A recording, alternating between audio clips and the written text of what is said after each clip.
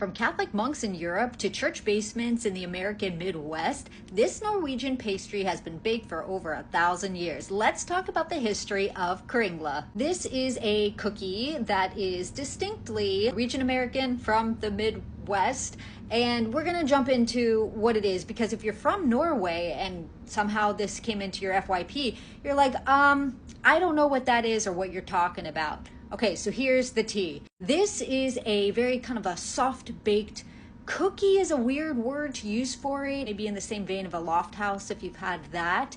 And it's traditionally made around Christmas time, although you can make it like whenever. So if you step outside of this Norwegian American version, in Norway there is Kringla, but it is not like this. It is a yeasted dough that is lighter, kind of like a brioche, if you will, and it's typically shaped in a pretzel form. Now, why? We're flashing back to its origin. So the word Kringla is Old Norse, and it means circle or ring. And I will let you know, if you've been in a Trader Joe's and you've seen that circular pastry there and you're like, wait a minute, but isn't that a Danish thing? Isn't that the same name? That is Kringle. That is not Kringla.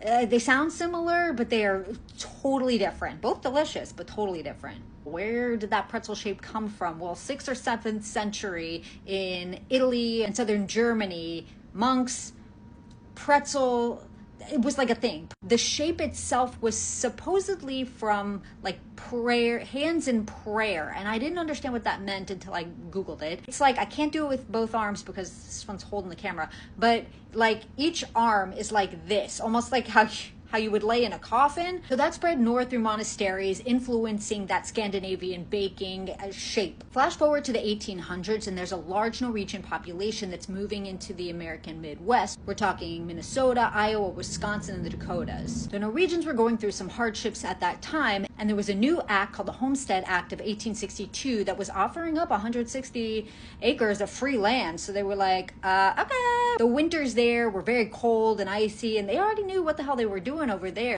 In comes chain migration, and they were like, guys, back in Norway, you got to come over here. This is great. This old yeasted version, it wasn't really shaping up. And in comes powder leavening agents like baking soda, baking powder, and then this is created. Now a lot of them also have some sour cream in them, some don't. I highly recommend the sour cream. I made these spoily and they are delish. So with this swap of an ingredient, you're getting like a totally different product, quite different but delicious. And if you want to learn more about the history of Kringla, you can check out this episode's video on YouTube at the I Am Sprung channel, or you can listen as a podcast wherever you get your podcast. Just search for Sprung On